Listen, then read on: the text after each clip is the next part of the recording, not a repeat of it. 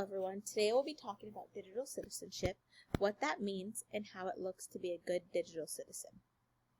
What is digital citizenship? Responsibly developing the skills and knowledge to effectively use the internet and other digital technology, especially in order to participate responsibly in social and civic activities. So this is just how you should navigate online and how you can stay safe. Why is digital citizenship important?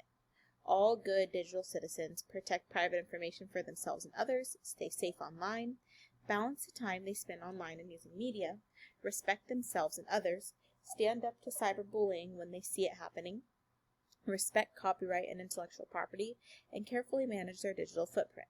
If you do these things, you are sure to be a good digital citizen. The 9 elements of digital citizenship are: 1. Digital access. This is where everyone is allowed to go online. 2. Digital commerce. Be responsible when shopping online. 3. Digital communication. We can communicate using different apps, such as Facebook, Instagram, Twitter, things like that. 4. Digital literacy. We can teach others how to use technology. 5. Digital etiquette. We must always have manners online. 6. Digital law. We must follow the rules of good internet use. 7. Digital rights and responsibilities. We must act responsibly online and always choose to make a good choice. 8. Digital health and wellness. Don't spend too much time on the internet. You need to take a break from screen time. 9. Digital security. Make sure you're always safe online. That means don't give out any of your personal information. Media balance and well-being. These are device-free moments. This can look like putting phones away at the dinner table, going outside to play, taking a walk, reading a book, playing board games with friends and family, drawing or coloring pictures, talking with your friends and family. Whatever the activity is, just take a break from the screen. Privacy and security. Do not, I repeat, do not share your private information. Private information can look like your full name, your home address, your phone number, and anything that can give a stranger more information about you. Digital footprint and identity is another huge part of being a digital citizen. Your digital footprint is every site you go to, everything you search, everything you post, and everything you do online. Be careful what you post because it will follow you forever.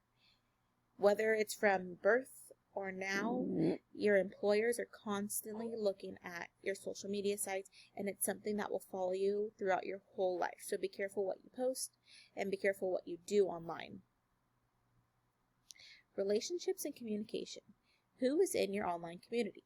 The people in your online community are all the people that you connect with online as part of your community. Make sure you choose wisely.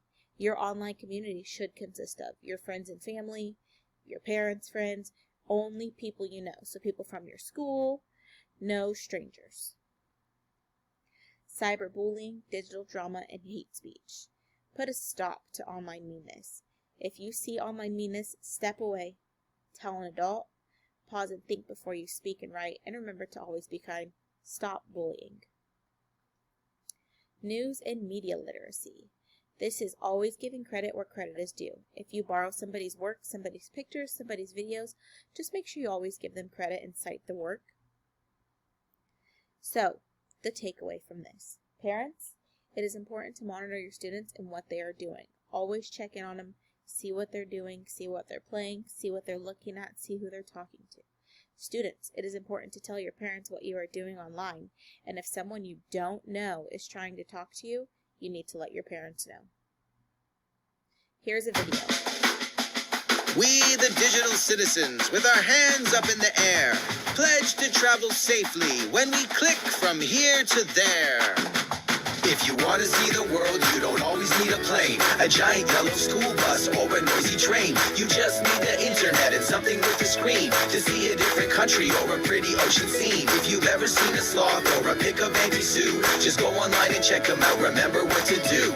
Always ask a grown-up before you go online. It's good to set a limit and keep track of your time. That's right. Keep your info private like your name and your address. And always find a grown-up if you're scared or you're stressed. If you want to see the world, you don't always need a plane, a giant yellow school bus, or a noisy train. You just need the internet and something with a screen to play an awesome puzzle game or watch a soccer team. So go online and check them out. Remember what to do, to do, to do, to do.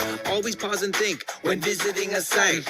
Only talk to friends you know and never start a fight. It's fun to have a screen to laugh and play with friends, but if it's nice, go outside and find the rainbow's end. If you want to see the world, you don't always need a plane, a giant yellow school bus, or a noisy train. You just need the internet and something with a screen to be a part of something great, whatever you can dream. Remember that you took this pledge to be your best online. So stick with the Dig Citizens, and together, you will shine.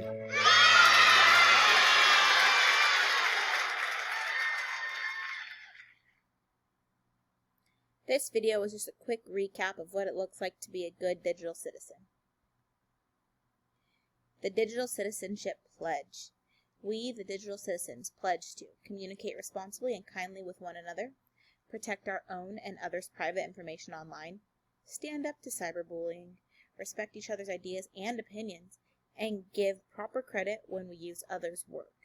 This is a pledge we should all take when we are entering the online world. And here are the references to what I used to make this presentation. This is part of digital citizenship, giving credit where credit is due. Thank you for watching.